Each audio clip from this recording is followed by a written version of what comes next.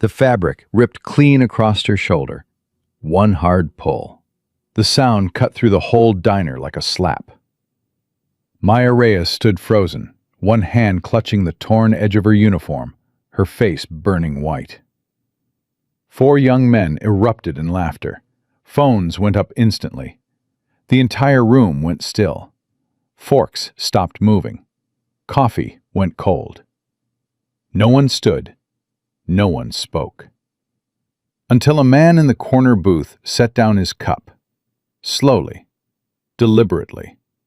And beneath his table, a German shepherd rose, amber eyes locking on the booth, a low growl building in his chest like a storm deciding whether to break.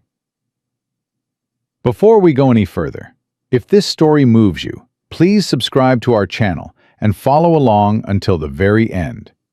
Drop a comment and tell us what city you're watching from. I want to see how far this story travels. The town of Crestfield, North Carolina, sat 30 miles outside Fort Bragg, close enough to military life that camouflage was ordinary, and no one looked twice at a man who carried himself like a weapon with the safety on. The kind of town where everyone knew the roads, but not always the people on them. Where a diner could stay open until 2 in the morning and still feel like it was closing. Ethan Cole had not planned to stop. He was driving back from a debrief that had lasted 14 hours and said almost nothing useful. His body was running on 3 cups of gas station coffee and the particular exhaustion that comes not from physical strain, but from sitting in a room full of people, making decisions about things they had never seen with their own eyes. His NWU Type 3 jacket was folded on the passenger seat. His dark brown hair was clipped short and slightly uneven, the kind of cut that happened when you stopped looking in mirrors for long enough. He was 30 years old and looked it in some lights and much older in others. Ranger was in the back seat. The German shepherd lay with his broad chest flat against the seat, tan and gold coat catching the headlights of passing cars, black markings sharp across his back and muzzle. His amber eyes were half closed, but not fully. Ranger did not fully close his eyes in motion. He never had. 3 deployments had settled that habit into something permanent. Ethan pulled into the diner lot because the sign was still lit, and he had not eaten since morning. He chose the corner booth, back to the wall, sightlines to the door. Old habit. He did not have to think about it any more than he thought about breathing. Ranger settled beneath the table without being told, body low, ears resting, one paw crossed over the other. A waitress came by, young, brown-haired, her smile tired but genuine, and she did not flinch at the dog. Ethan noticed that. He always noticed who flinched. He ordered black coffee and eggs. She brought them fast and did not hover. Her name tag read Maya. The diner was maybe half full.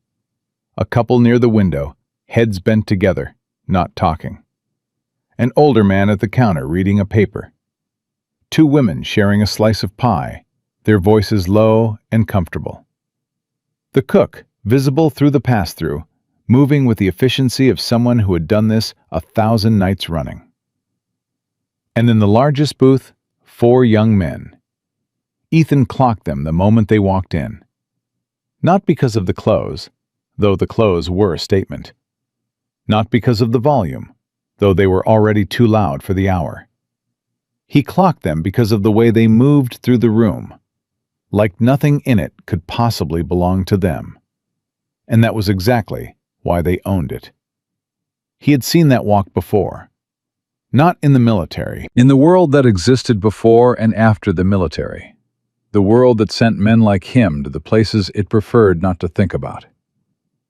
The one in front was tall, light-haired, with the kind of jaw that came from good genetics and regular maintenance. He scanned the diner once, decided it was beneath him, and sat down. His name, Ethan would learn later, was Blake Hartwell. But in that moment, he was just a type, and Ethan had a long memory for types. Maya approached their table with a notepad and the same tired smile she had given everyone else. "Good evening. Can I start you all off with something to drink?" "Depends," Blake said, not looking at her. "What do you recommend?" "The coffee's fresh. Sweet tea if you want something cold." "The coffee's fresh," Blake repeated, mimicking the cadence just slightly, enough to draw a laugh from the table. "Okay, sure, coffee. And can you actually smile when you bring it? You look like you're headed to a funeral." Maya's expression did not change. Not tighter, not softer. The practiced neutral of someone who had learned to absorb without reacting. "Of course," she said, and she wrote down their orders. Ethan watched this the way he watched most things. Still, attentive, without broadcasting that he was watching. Ranger's ear tilted. Just one. A small adjustment, like an antenna catching a signal. Maya brought the drinks. Blake made a comment about the way she poured. His friend to the left, heavyset with a laugh that sounded rehearsed, added something that made the other two snicker. Maya set the last glass down and turned to leave. Hey, I'm talking to you." She stopped. "Is there something wrong with the order?" "No, I just think you should learn to laugh when something's funny." Blake leaned back, spreading his arms across the booth. "We're not bad guys. We're actually very generous tippers. When we feel like it." "I appreciate that," Maya said. "I'll be back to take your food order in a few minutes." "See, that's the thing." Blake's friend leaned forward now, elbows on the table. "You keep trying to leave. Makes a person feel unwanted." The table laughed. A couple nearby lowered their eyes. The man at the counter turned a page. Ethan set his fork down. Not loudly. Not as a signal. He set it down because he was no longer hungry. Ranger's second ear came up. Maya tried to step around the end of the booth.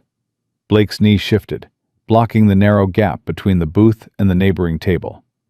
Not an accident. The angle was too precise to be an accident.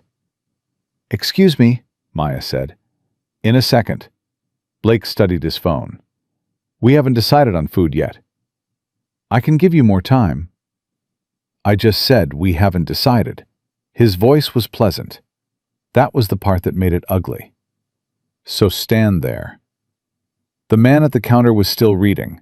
The couple by the window was still not talking. The cook had not appeared. Gerald Pruitt, the manager, a man in his mid-50s with the bearing of someone who had spent decades agreeing with the wrong people, stood behind the register counting something that did not need counting. Maya stood at the edge of the booth for 11 seconds. Ethan counted them. Then one of the men at the far end of the table reached out, not for his drink, not for his silverware, but for her sleeve. His fingers closed around the fabric at her forearm. "You know what? I think I want the burger." Maya pulled back instinctively. The man did not let go. He was laughing, treating it like nothing, like the most casual gesture in the world. And in the half-second that she pulled and he held on, and the angle was exactly wrong, the seam at her shoulder gave. The tear was loud. In a quiet diner at 11:30 at night, the sound of fabric splitting carried to every corner of the room. Maya froze. Her hand went to her shoulder immediately, fingers pressing against the torn edge, the fabric hanging loose. Her face went through 3 expressions in under 2 seconds. Shock, humiliation, and then the terrible, practiced composure of someone who had learned to perform okay when they were not okay. The table erupted. Phones came up, every single one of them up in the air, cameras facing her. Blake was laughing with his whole body, leaning back, one hand slapping the table. Oh man, that's amazing!" "Say sorry," his friend said, still filming, grinning. "Tell her you're sorry." More laughter. Nobody was sorry. Gerald Pruitt looked up from the register.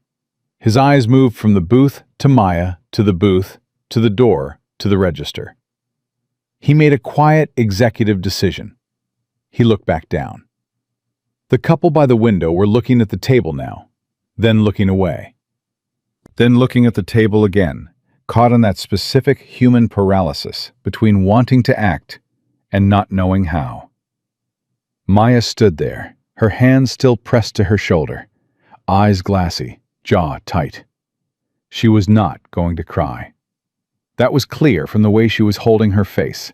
She was not going to give them that. But the effort it took was visible to anyone paying attention.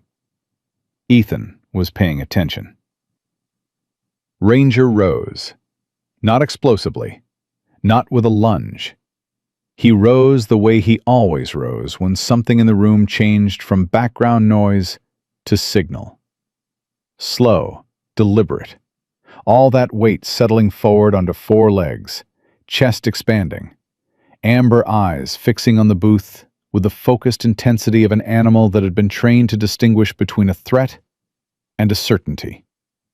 This was a certainty. The growl did not start loud. It started deep, down in the chest where sound lives before it becomes sound. A vibration before it became a tone. It traveled through the booth, through the floor, through the attention of everyone in the room in a way that a voice alone could not. Blake turned. For the first time since he had walked in, he looked like he was seeing something he had not planned on. Ethan placed 2 fingers on Ranger's collar. The growl did not stop, but it held, steady, controlled. A warning kept carefully below the line between communication and action. Then Ethan stood up. He did not push the table. He did not raise his voice. He unfolded to his full height, with the unhurried certainty of a man who had stood up in far worse rooms. The NWU jacket was over his chair, but the military cut of his shoulders and the way he carried his stillness said everything the jacket would have said. He stepped out of the booth. Ranger stepped with him, side by side, 2 bodies moving with the ease of long practice. He walked toward the big booth. He did not stop until he was close enough that Blake had to look up to maintain eye contact. "Mind your business," Blake said. The confidence was still there, but thinner now, like ice you were not sure would hold. Ethan looked at Maya. Really looked. Not at the torn uniform, not at the cameras, not at the men in the booth. He looked at her face, at the effort she was making, at the dignity she was burning through to hold herself upright.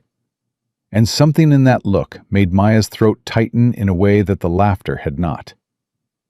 Then Ethan looked back at Blake. "Put the phones down," he said. "Excuse me?" "Put the phones down." Blake stared at him for a long moment. The table had gone quiet. Not the quiet of people waiting for a punchline, the quiet of a room recalibrating. "Who are you supposed to be?" Blake asked. "You walk in here in your little uniform with your dog, and you think that means something?"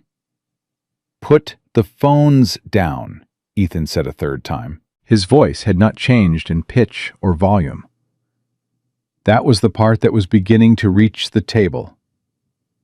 The heavy-set friend lowered his phone slightly. Not all the way, but slightly. Blake noticed. His jaw tightened. "You've got about 30 seconds, Blake said, "before I call someone who will end whatever this is." "She's done at this table," Ethan said. "She's walking away right now, and you're going to let her." Gerald Pruitt materialized at the edge of the scene like a man who had been waiting to see which way the wind was blowing. Okay, Gerald said, voice low and fast. "Let's not do this. Let's all just calm down." "Sir," he said to Ethan, "I appreciate what you're trying to do, but this is my establishment, and I'd like to handle this my way." "Then handle it," Ethan said, without looking at him. Gerald looked at the booth, at Blake, at the phones, at Maya, who was still standing with her hand pressed to her shoulder. "Maya," Gerald said. "Why don't you go ahead and take a break? Go in the back." Maya's eyes went to Gerald.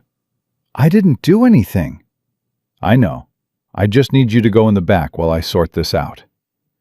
"You're sending me to the back?" "It's not a punishment. It's just—" Gerald stopped. He did not finish the sentence because there was no version of it that sounded like what it was not. Maya looked at Ethan. Something passed between them, not words, not a plan, just the mutual recognition of two people who had both watched someone choose the wrong side in the same moment. She straightened. The hand on her shoulder dropped to her side. She walked toward the kitchen with her head up, not hurrying, not looking back. Ranger tracked her until she disappeared behind the door. Blake leaned back in the booth, with the satisfied looseness of a man who had just been proven right about how the world worked. "See?" he said to his table. "That's how it goes."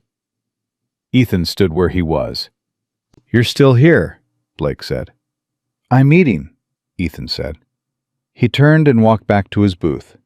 He sat down. He picked up his fork.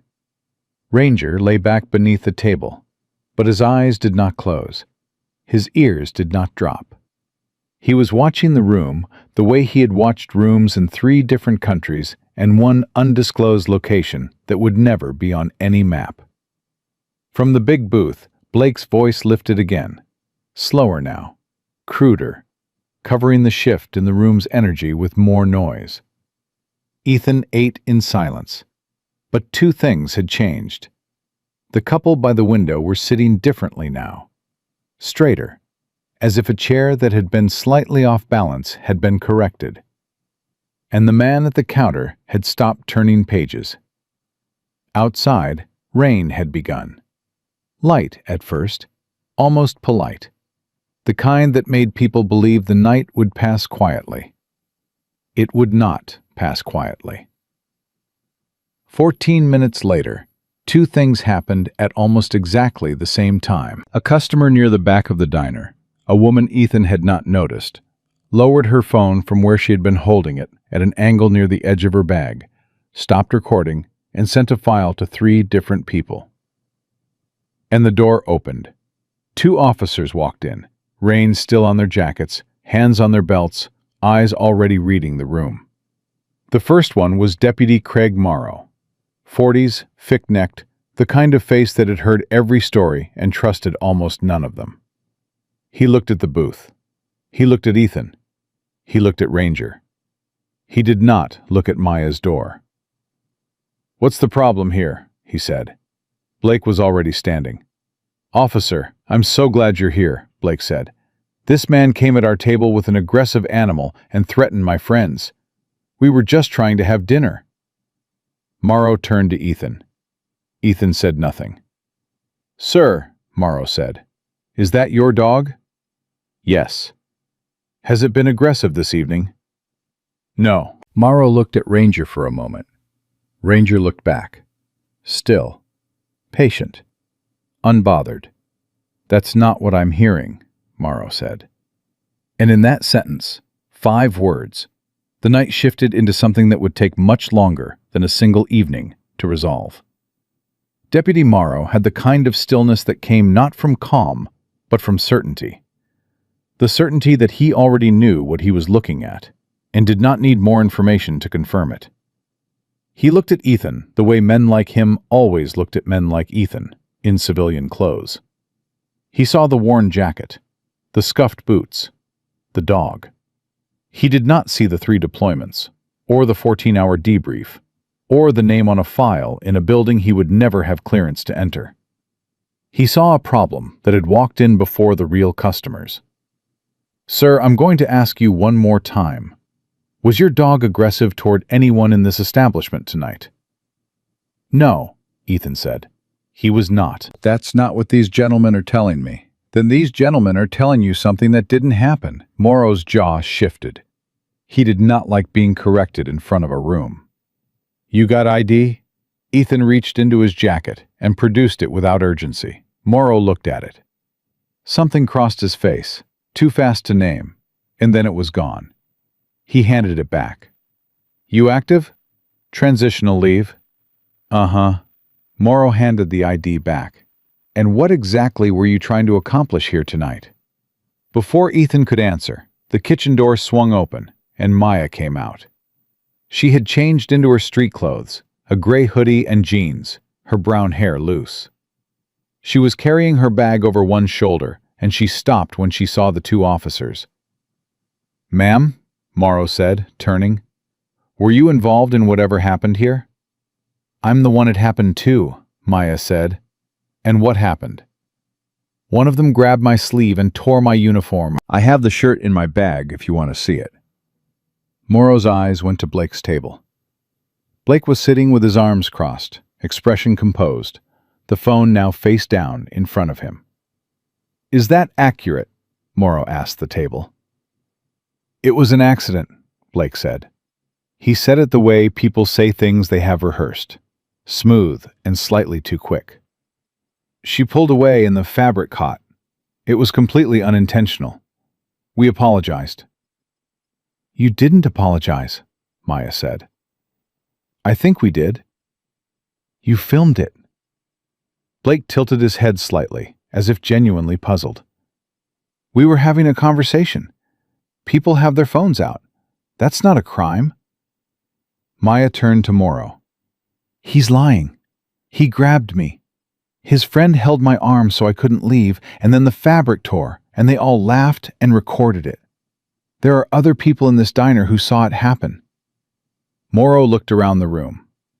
The couple by the window found something interesting on their table. The man at the counter had his paper open again. Gerald Pruitt was motionless behind the register, doing the thing he did best, which was nothing. "Sir," Morrow said to the counterman, "did you witness anything?" The man lowered the paper. He was maybe 60, graying at the temples, a careful face.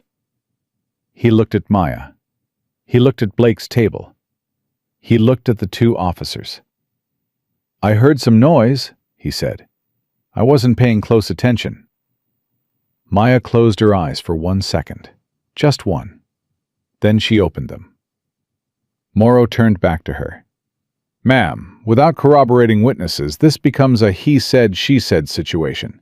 And in a he-said, she-said situation, there's not a lot I can do tonight." "What about him?" Maya said, nodding toward Ethan. "He saw everything." Morrow looked at Ethan without enthusiasm. "What did you see?" "I saw a man grab her arm and hold it. I saw the fabric tear. I saw 4 phones go up the moment it happened." "You were across the room." "I have good eyes." Morrow studied him for a moment. "Here's the situation. I've got a complaint from these gentlemen about an aggressive animal and a threatening individual. I've got a situation with a waitress that she says was intentional and they say was an accident. And I've got a room full of people who didn't see anything." He paused. "The easiest resolution here is everybody goes home. Ma'am, if you want to file a formal complaint, you can come to the station tomorrow morning. Sir, I'm going to ask you and your dog to leave the premises." "He didn't do anything," Maya said. Her voice was tight. "Ma'am, he's the only person in this room who tried to help me, and you're telling him to leave." "Ma'am, I'm asking you to lower your voice." Gerald Pruitt materialized at Maya's shoulder. "Deputy, I apologize for the disruption. Maya, I already spoke with you about this. You're done for the night.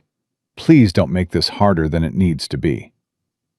Maya turned to Gerald. When she spoke, her voice was very quiet. "You watched it happen." Gerald did not look at her. "I'm asking you to leave before this escalates." "It already escalated. When my uniform tore. That was the escalation. Everything since then has been you and everyone else in this room deciding whether I was worth defending." The room was completely silent. Morrow cleared his throat. "Ma'am, last time." Maya looked at Ethan. He was watching her with the same steady attention he had given her from the beginning. Not with pity, not with calculation, just seeing her plainly. It should not have meant as much as it did. But there was something about being fully seen in a room full of people looking away that hit her somewhere she was not prepared for. She picked up her bag. She walked to the door. She did not say anything else because there was nothing left to say to any of them. Ethan watched her go. Then he looked at Morrow. What she described is assault. I heard your statement, sir. She asked you to file a report. She can come to the station. Will you be there when she does? Morrow's expression did not change, but something behind his eyes did. A small, uncomfortable shift. Like a man who had heard something he could not unhear. He did not answer the question. You're free to finish your meal, he said.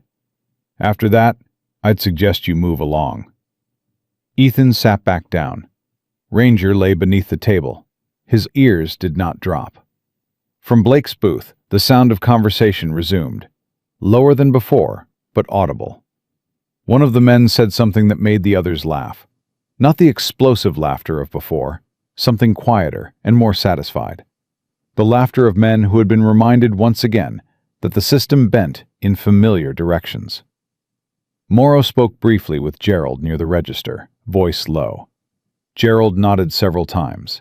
Then Morrow and his partner walked to the door. Morrow paused with one hand on the frame and looked back at the room once. His eyes landed on Ethan for just a moment. Then he went out into the rain. Ethan put money on the table, exact change. He did not wait for Gerald to bring a check.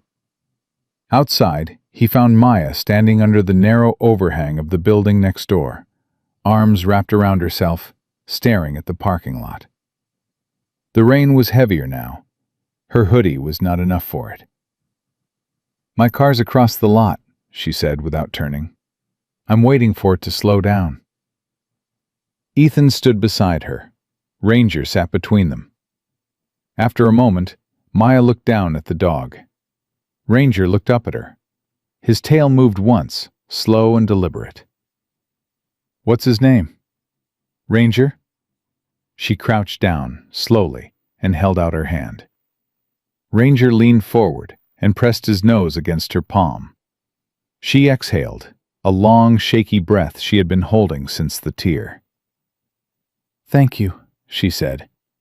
She was not talking to the dog. I didn't do enough, Ethan said. You did more than anyone else in there. That's a low bar tonight, Maya stood. She looked at him directly for the first time. They're going to get away with it. Gerald's going to keep their business, and the officer's going to file nothing, and those four are going to go back to wherever they came from and tell this story like it's funny. Maybe, Ethan said. Not maybe. He did not argue. He had watched enough of the world to know she was probably right about the short version of this story. What he also knew, from years of operating in places where the short version was never the whole story, was that the short version was rarely the last word. You have someone to call? He asked. My mom. She works nights. Maya looked at her phone. I'll figure it out. You need a ride somewhere?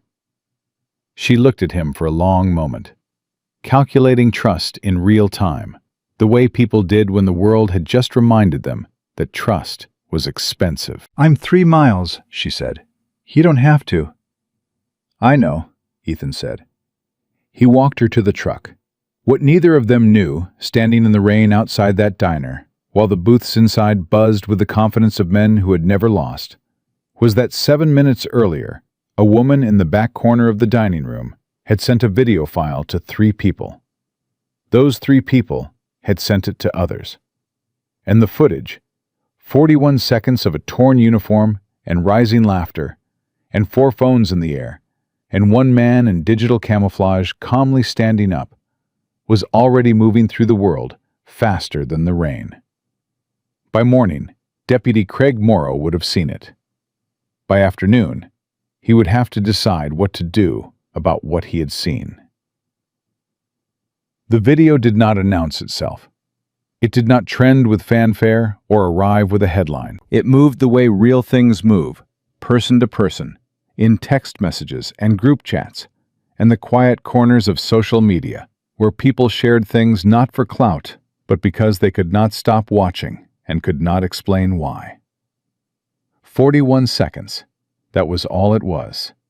A woman in a diner uniform, a torn shoulder, 4 phones raised like they had rehearsed it, laughter that had no bottom to it. And then a man in digital camouflage, standing up from a corner booth with a German shepherd rising beside him. And the laughter stopping, the way a light stops when you cut the power. By 6 in the morning, it had been viewed 40,000 times. By 9, it had passed 200,000. By the time Ethan Cole woke up in the parking lot of a roadside motel 3 miles from the diner, his phone had 17 missed calls. He looked at the screen, looked at Ranger in the passenger seat. Ranger looked back with the calm patience of an animal who had learned that phones meant the world was about to change shape. Ethan called none of them back. Not yet. He bought coffee from a vending machine, shared his breakfast bar with Ranger, and sat on the tailgate watching the morning settle in. He was not a man who rushed toward noise. He had learned the hard way that noise was often how you got killed. But the calls kept coming. The 12th one was from a number he recognized. Staff Sergeant Leo Briggs, retired, currently working private security in Raleigh, and keeping 1 foot in every door that mattered in this part of the state. Leo had a memory like a court stenographer, and a mouth like a freight train. Ethan answered. "You want to tell me," Leo said, without greeting, "why I'm watching you stand up in a diner at 11:30 at night, and the whole internet is losing its mind about it?" "I didn't know anyone was recording." "Well, someone was, and it's everywhere." "I mean everywhere, brother. Military forums, news aggregators, a congressman's aide sent it to 3 journalists this morning. You've got people calling you a hero, and people calling you a threat, and a dog trainer in Ohio offering Ranger a sponsorship deal. Tell her no." "I'm serious, Ethan. This is not small. The girl in the video, is she okay?" Ethan was quiet for a moment. "She lost her job." Leo exhaled. "Of course she did. Gerald Pruitt fired her this morning. I drove past the diner at 7. Her car wasn't in the lot." "How do you know it was this morning?" "Because I called the diner at 6:45 and asked for Maya, and whoever picked up said she no longer worked there." Ethan paused. "It took them less than 8 hours." Leo was quiet on the other end. Then, carefully, "Ethan, what are you planning to do?" "I'm drinking bad coffee and thinking." "That's what worries me." Ethan ended the call. He looked at the phone for a long moment. Then he looked at Ranger, who had not moved, who was watching him with the focused attention of an animal that had learned to read its person the way sailors read weather. "I know," Ethan said. "I know." He drove back to the diner. Not inside. He parked across the street and watched through the windshield. The morning crowd was thin. Gerald's car was in the lot. Blake Hartwell's vehicle, an expensive black SUV with out-of-county plates, was not. Of course it wasn't. Men like Blake did not stay to see the morning. They caused the fire and drove away before the smoke was visible. What Ethan did not know, sitting in that truck with the engine off, was that the fire had already reached Blake Hartwell. Not the metaphorical kind, the actual kind that came from lawyers. Blake's father, Richard Hartwell, had seen the video at 7:15 while eating breakfast in a house that cost more than the diner would make in a decade. He had not laughed. He had called his attorney before he finished his coffee. And his attorney, a man named Douglas Fine, who billed at $400 an hour and had never lost a case he was not supposed to lose, had called Deputy Craig Morrow at 8 o'clock sharp. Morrow was at his desk when the call came. He had been staring at his computer screen for 40 minutes. The video was open in one tab. Maya's name was in a half-written incident report in another. He had started the report 4 times and deleted it 4 times. He was not a bad man. That was the complicated part. He was a man who had made 1,000 small decisions over 20 years, each one slightly more comfortable than the one that required courage. And the accumulation of those decisions had built a life that looked fine from the outside and felt like a narrowing corridor from the inside. He picked up the call from Douglas Fine. He listened for 6 minutes. Fine's message was delivered pleasantly, the way expensive things always were. There was no explicit threat. There was a mention of the Hartwell family's history of supporting law enforcement initiatives in the county.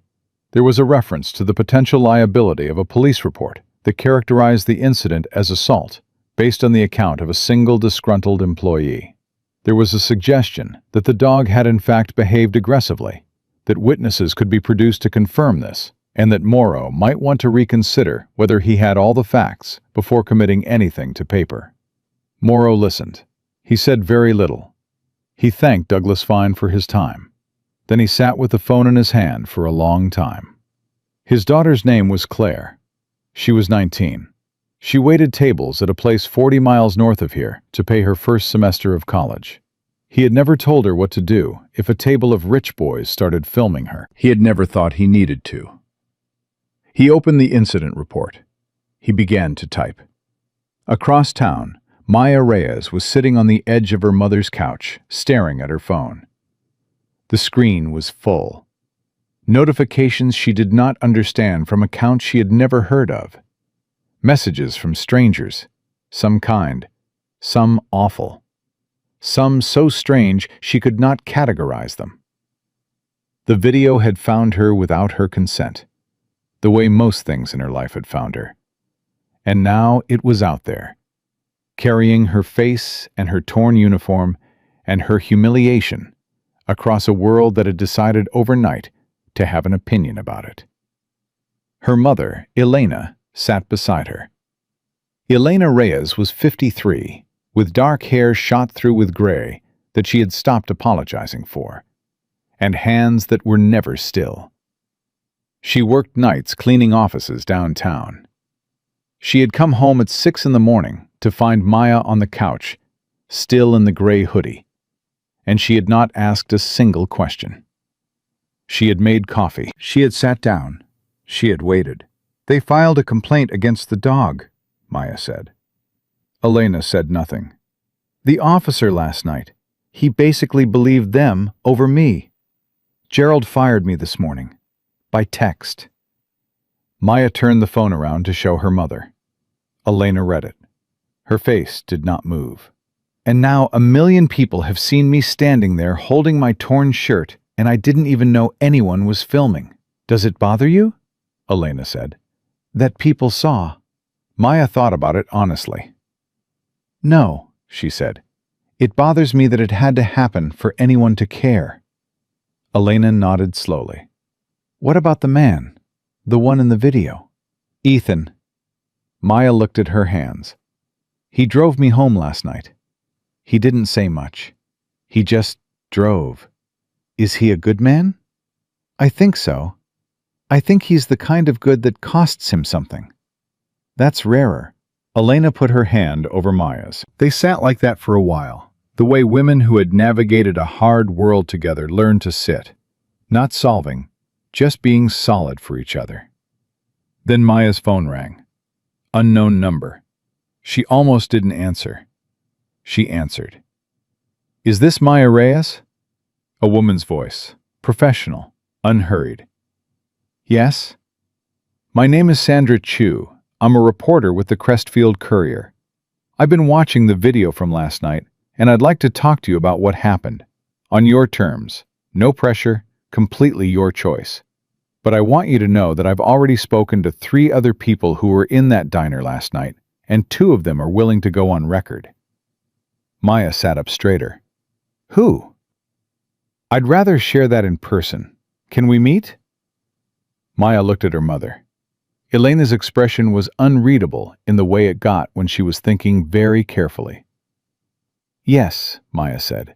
"We can meet." What Sandra Chu had not mentioned on the phone, what she would share when they sat across from each other an hour later in a coffee shop 2 blocks from the diner, was the second piece of information she had uncovered that morning.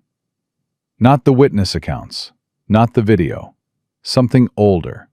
3 years earlier, a different waitress at the same diner had filed a complaint against Gerald Pruitt for failing to protect her during a similar incident. The complaint had gone nowhere. Gerald had kept his manager position. The waitress had moved away. The file existed in a county record system that almost no one accessed, gathering the particular dust of things that were true but inconvenient. Sandra Chu had accessed it at 5 in the morning. When she slid the printed page across the table to Maya, Maya read it twice. The name on the complaint was different. The date was different. The description of what had happened was not. "This is a pattern," Maya said. "That's what I believe," Sandra said. "And patterns are a story. But I need you to decide whether you want to be part of telling it." Maya set the paper down carefully. She thought about the room full of people who had looked away. She thought about Gerald's voice, low and final.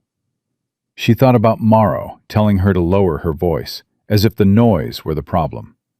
She thought about the moment Ethan stood up, not because anyone asked him to, not because the odds were good, but because the alternative was sitting back down and becoming the room. "Tell me what you need," Maya said. Outside the coffee shop, a black SUV rolled slowly through the block. It did not stop, but it slowed, and a man in the passenger seat looked at the coffee shop window for several seconds before the vehicle moved on. Blake Hartwell had not gone home. He was still in Crestfield. That was the piece of information that none of them had yet, the piece that would change the shape of everything that followed. Because men like Blake did not go quiet when the world pushed back. They went quiet when they were ready to push harder. Ethan's phone rang again. This time, it was a number he did not recognize. He answered. The voice on the other end was young, male, slightly unsteady. "Is this the guy from the video? The one with the dog?" Ethan said nothing. "Because I was in that diner last night," the voice said. "I was at a table near the back. I'm the one who filmed it. And I think there's something else you need to know." The caller's name was Marcus Webb, 22 years old, pre-law student at UNC, home for the weekend to visit his grandmother. He had been sitting alone in the back corner of the diner the night before, working through a case study on his laptop, when Blake Hartwell's table got loud enough to pull his attention away from the screen. He had filmed it on instinct. The kind of instinct that lived in a generation that documented first and processed later. But what he had sent out into the world was only 41 seconds. What he had kept on his phone was 4 minutes and 17 seconds. Ethan met him at a gas station 2 miles from the motel. Marcus was slight, dark-skinned, with the careful posture of someone who had grown up being told to make himself legible to rooms that were not always ready for him. He held his phone in both hands when he handed it to Ethan, like he was transferring something fragile. Ethan watched the full footage. The 41 seconds the world had seen were bad enough. The 3 minutes and 36 seconds that followed were something else entirely. After Maya walked to the back and Morrow arrived, after Ethan returned to his booth and the officers moved toward the register to speak with Gerald, Blake Hartwell picked up his phone. He made a call. Marcus's footage was angled just well enough, the diner just quiet enough to capture fragments of it. Not every word, enough words. The name Ethan, heard clearly, twice, was Hartwell Capital. The second name he heard was Crestfield Community College. "Did you understand what you were hearing?" Ethan asked. Marcus nodded slowly. "Blake's family has a foundation. They fund a scholarship program at 3 community colleges in this region. I looked it up this morning. Crestfield Community College is one of them. He paused. Maya's enrolled there. Nursing program. Ethan looked at the phone again. He called someone in that building, Marcus said, while the cops were still in the diner, while she was in the back getting her stuff. The thing about men like Blake Hartwell was not that they were powerful.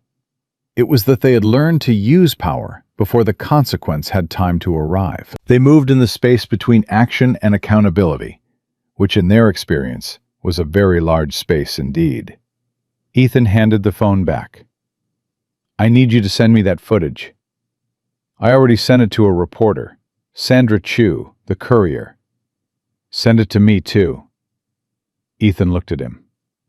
And Marcus, don't go anywhere alone today. Marcus blinked. You think they'd come after me? I think that call got made before those officers left the building. I think whoever received it has already started working. I think you have footage that changes the shape of this story from a viral moment into something with legal weight. Ethan's voice was even, unhurried, the voice of a man explaining a tactical situation. So no, don't go anywhere alone. Marcus pocketed his phone. His hands were not entirely steady. I just filmed it because it was wrong, he said. I didn't think it would turn into all this. It was always all this, Ethan said. You just made it visible. He drove to Sandra Chu's office next. Sandra was a woman in her early 40s, compact and precise, with the particular stillness of someone who had learned to listen faster than most people talked. She had the 3-year-old complaint file open on her desk, alongside a printed transcript of what Marcus had sent her. Maya was already there. She looked steadier than the night before, still tired around the eyes, still carrying the weight of 24 hours that had fundamentally rearranged her understanding of how exposed a person could be.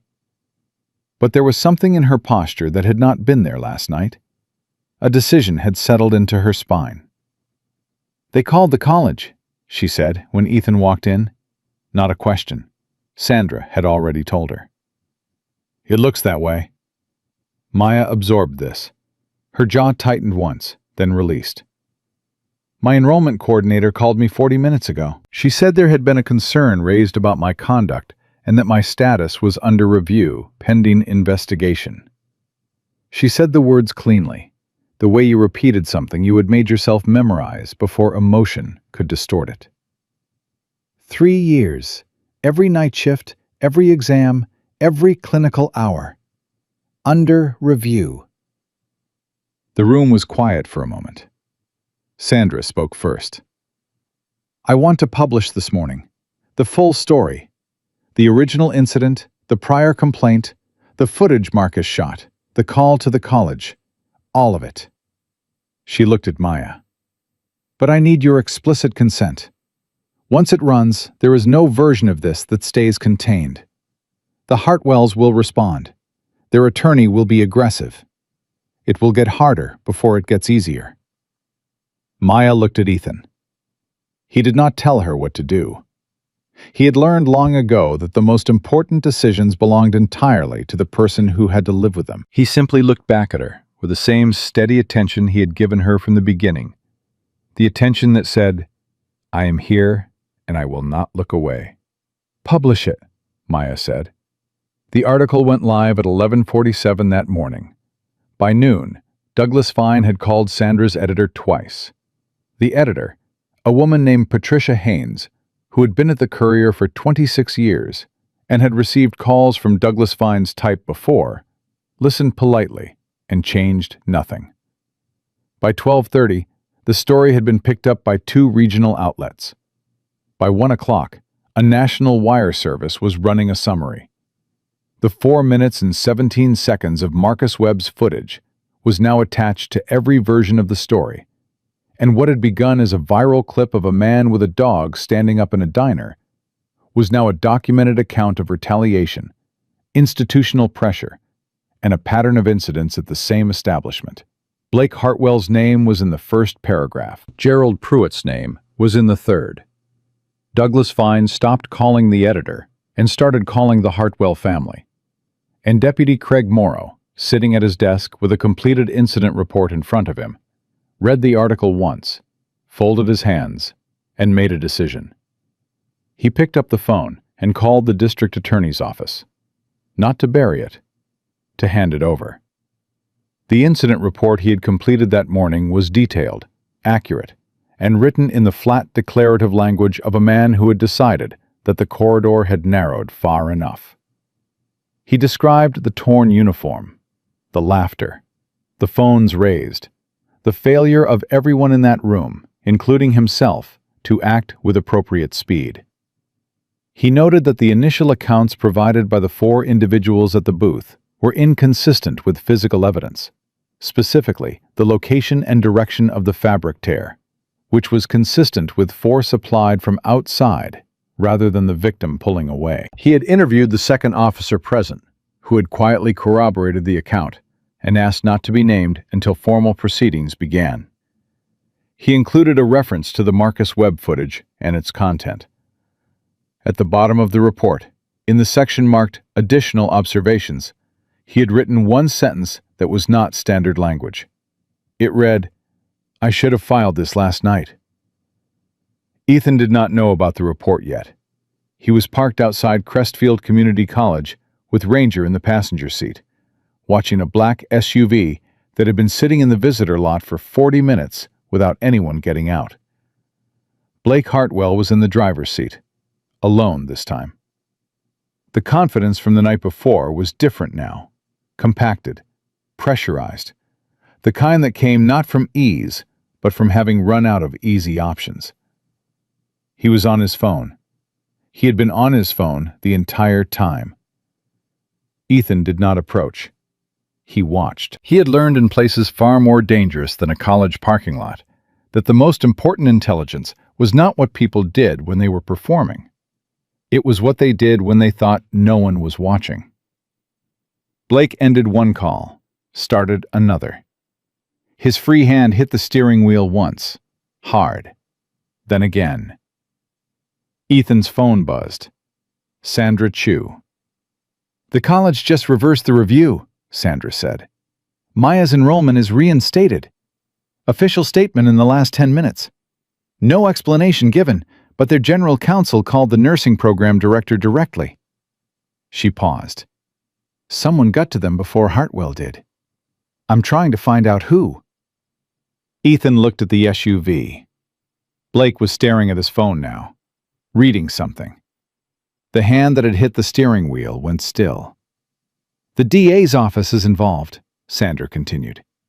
"I have a source telling me a formal complaint was filed by law enforcement this morning." "Ethan, someone in the inside flipped." Morrow. Ethan didn't say it aloud, but he knew. The SUV door opened. Blake Hartwell stepped out. He looked different on foot than he had in the diner booth. Still tall, still well-dressed, still carrying the structural confidence of a man who had never eaten a bad meal he had not chosen. But something in the set of his shoulders had changed overnight. The absolute certainty had developed a crack, hairline, barely visible, but there. He walked toward the building. Ethan got out of the truck. He did not hurry. He did not call out. He simply stepped into the path between the parking lot and the entrance, hands at his sides, Ranger beside him, and waited.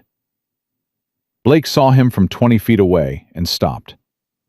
The two men looked at each other in the flat morning light. "You need to leave," Ethan said. "This building, this campus, today." Blake's expression moved through several configurations before settling on something that was trying to be contempt and not quite making it. "You have no authority here." "I'm not claiming authority," Ethan said. "I'm giving you information. The DA has the footage. The incident report is filed. The nursing program has reinstated her enrollment. And the attorney your father called this morning is about to have a very difficult conversation about the content of a phone call made inside a public establishment." Ethan paused. You've been here 40 minutes.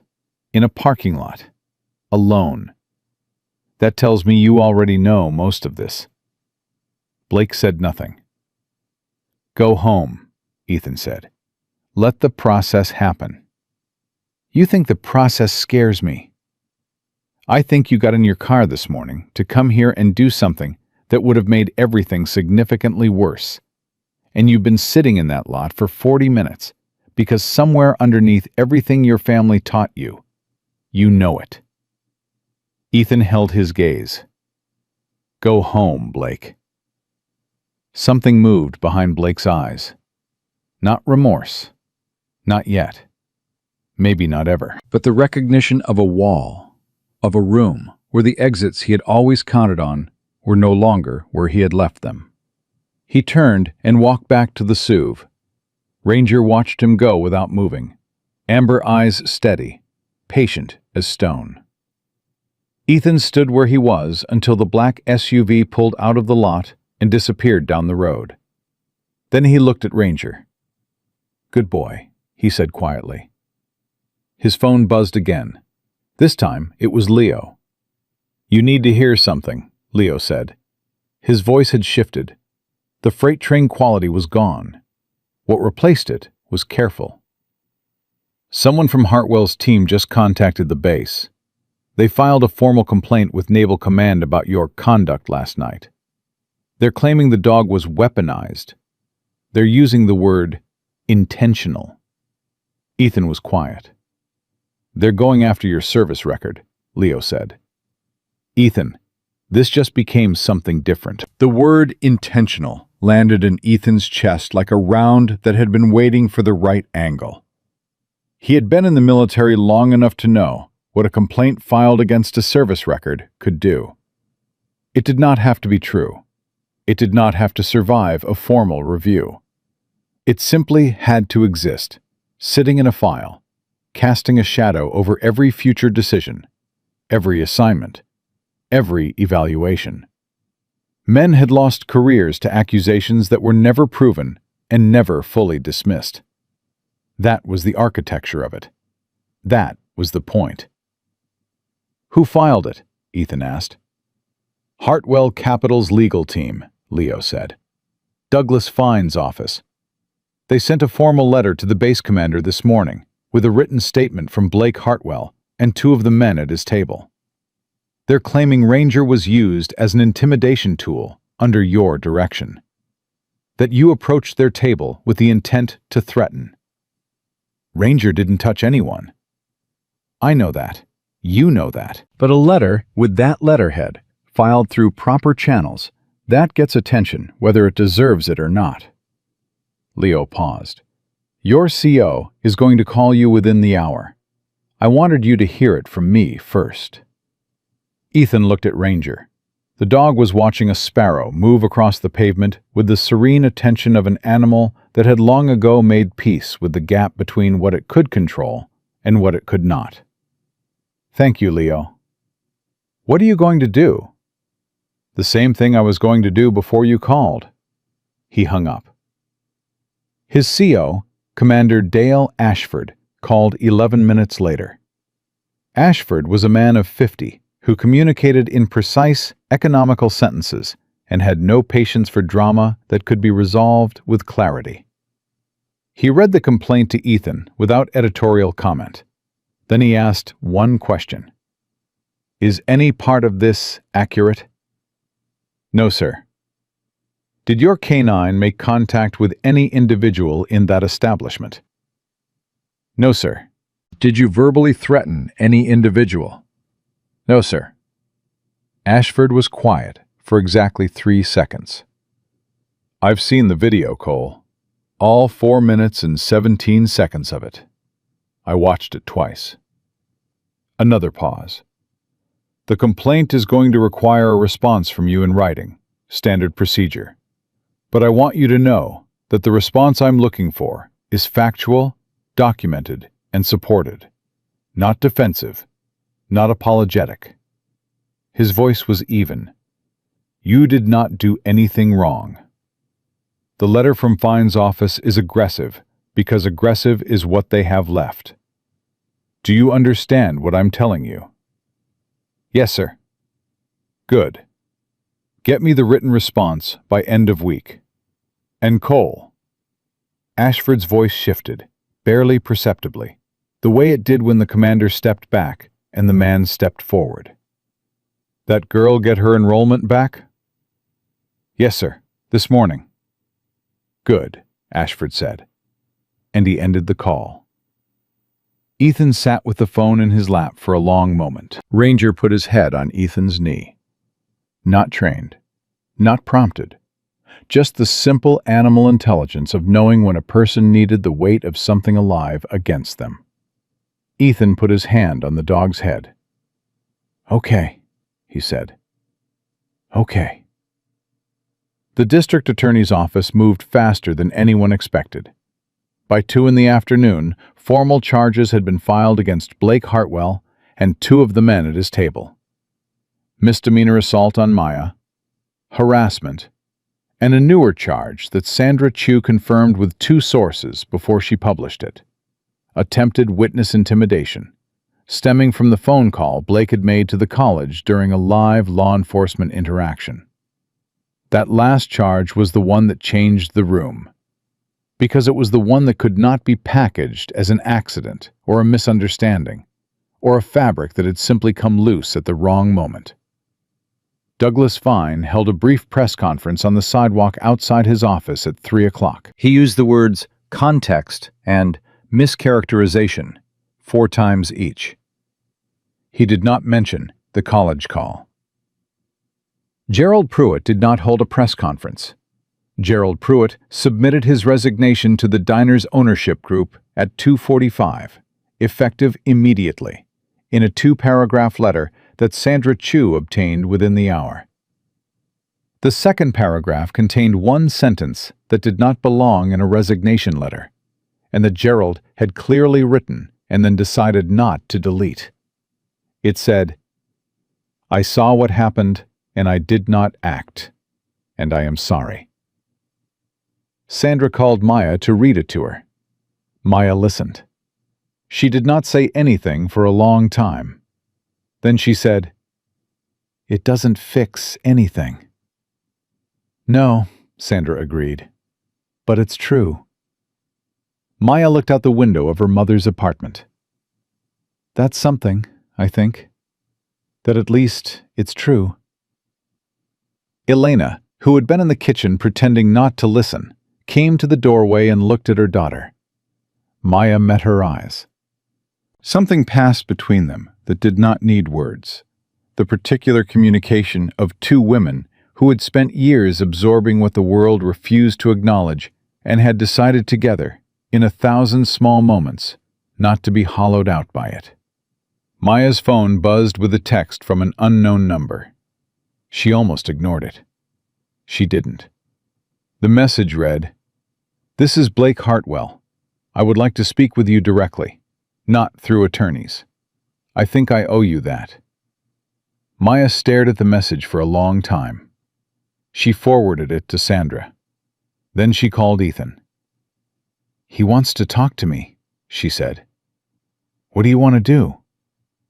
"I don't know yet." She paused. "What would you do?" Ethan thought about it honestly. Not the tactical answer, the real one. "I'd hear him out. Not because he deserves it. Because you deserve to be in a room where someone like that has to look at you and say the words out loud instead of through a lawyer." Maya exhaled. "Okay." "Not alone," Ethan said. Obviously not alone. They met the following morning in a conference room at the DA's office. Neutral ground arranged through formal channels. Blake arrived with Douglas Fine. Fine spent the first 4 minutes outlining what his client was and was not prepared to discuss in light of pending proceedings. Maya interrupted him. "I didn't come to hear from you," she said. She looked at Blake. "I came to hear from him." Fine started to speak. Blake put a hand up. Fine stopped. Whatever had happened in the 24 hours since the parking lot, whatever Blake Hartwell had sat with in the particular silence of a night when the architecture of his life had begun to show its seams. Something in him had shifted past the point where the attorney's voice was the one he wanted to be the loudest in the room. "I'm not going to pretend that what I thought I was doing was okay," Blake said. He said it looking at the table first. Then he made himself look up.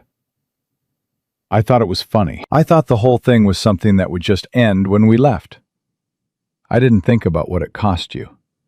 Maya held his gaze. "Tell me what changed." "Watching the footage," Blake said. "Not the 40 seconds. The whole thing. Watching myself." He stopped. "I didn't recognize the person I was watching." "But you were him." "I was him." The room was very quiet. "The nursing school call," Maya said. "That wasn't impulsive. You thought about that. You made a deliberate choice to use your family's money to take something from me." Blake did not deny it. "Yes." "Why?" He took a long time with the answer. Long enough that Fine shifted in his seat and thought about intervening and decided not to. "Because I was angry," Blake said finally. "And because I could. And because in my experience, being able to meant it was allowed." He paused. "That's not an excuse. I know it isn't. I'm just trying to be honest about what it actually was." Maya nodded once, slowly. "I'm not going to tell you I forgive you," she said. "That's not something I owe you today. Maybe not ever." She folded her hands on the table. "But I needed you to say it, without the lawyer translating it, without the press release version." She looked at him steadily. "I needed you to have to be a person in this room." Blake looked at her for a long moment, and for the first time since the diner, his face held something that was not confidence, or contempt, or calculation. It held the unfamiliar, uncomfortable weight of being fully seen by someone who had every reason not to see him charitably and had chosen clarity instead. "I'm going to drop the complaint against Cole," he said. Fine's head turned sharply. "All of it," Blake said, still looking at Maya. "The dog, the service record, all of it." The official withdrawal landed at Naval Command at 4:17 that afternoon. Ethan's phone buzzed with a message from Leo that contained no words, just 3 punctuation marks that communicated everything they needed to communicate. He was sitting on the tailgate of his truck when he read it. Ranger was beside him, chin lifted, amber eyes following the way the late afternoon light moved. His deployment orders were in the glove compartment. 48 hours. He had been counting them without meaning to. He heard footsteps. Maya crossed the lot and sat on the tailgate beside him without asking. Ranger shifted to make room with the particular generosity of a large dog who had decided a person was worth rearranging for. They sat for a while without talking. The good kind of silence. The kind that was full rather than empty. "They're dropping the complaint," Maya said. "I heard." "How are you feeling about the orders?" Ethan considered this the way he considered everything, fully, without hurrying toward a comfortable answer. "Ready," he said, and not ready. Both at the same time. "Is that normal?" "For anything worth doing," he said. Maya looked at Ranger. The dog looked back with the easy authority of an animal that had long ago decided she was good people. His tail moved once, the slow, deliberate thump that was not excitement, but something quieter and more permanent. "I talked to the ownership group this morning," Maya said. "The people who own the diner building. They're looking for someone to manage the reopening." She paused. "They offered me the position." Ethan looked at her. "Not waitressing," she said. "Managing.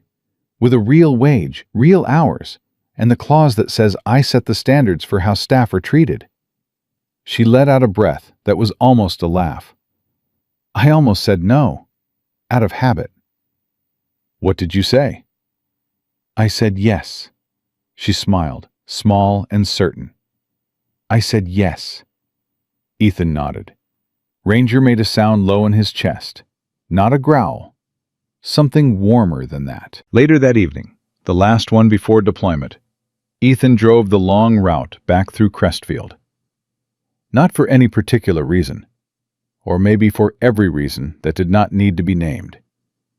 He passed the diner, still dark, the sign not yet lit again, but the windows clean and the door freshly painted. Small signals of something becoming what it was supposed to be. He passed the block where Marcus Webb had met him at a gas station, with shaking hands and 4 minutes of footage that had changed the legal shape of everything. He passed the street where Morrow's precinct sat quiet in the early dark, where a man he had not known a week ago had written one honest sentence at the bottom of a form and handed the weight of it to the right people. He stopped the truck once, at the edge of the college parking lot, now empty and peaceful, and nothing like the pressurized standoff of the day before. He looked at it for a moment.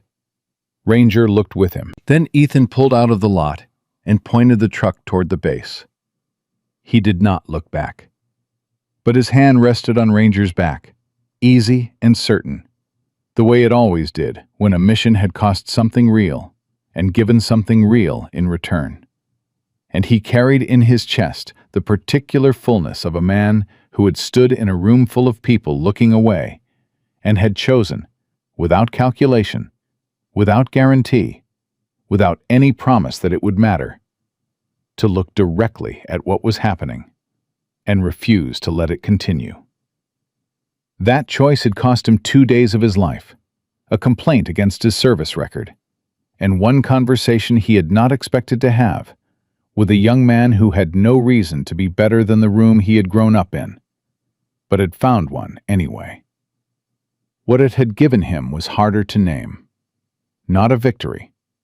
Not a resolution that wrapped neatly around the jagged edges of how the world actually worked. But something real. Something that would still be standing when the noise died down and the lawyers moved to the next file and the algorithm found a new 41 seconds to carry across the world. Maya Reyes would walk into that diner as the person who set the standards. Craig Morrow would carry that sentence at the bottom of his report for the rest of his career, and it would be the truest thing he ever wrote. Marcus Webb would go back to law school with footage he had taken on instinct, and the knowledge that instinct, when aimed at what was right, was never wasted. And somewhere in the long record of ordinary acts that quietly changed the shape of the world, a Navy SEAL and his German shepherd had stopped for coffee at a diner they had not planned to enter, and stood up in a room that had chosen silence, and reminded everyone watching that a single person refusing to look away can change what everyone else believes is possible. Not all rescues arrive with sirens and ceremony. Some arrive in worn boots and digital camouflage, with a steady dog and a quieter kind of courage. The courage that does not ask whether the odds are good. The courage that simply asks whether it is right. And when it is right, it stands. That is enough. That has always been enough. If this story moved you, share it with someone who needs to be reminded that one person standing up can change the whole room. Leave your city in the comments below. God bless you, and may you always find the courage to stand when the moment asks you to.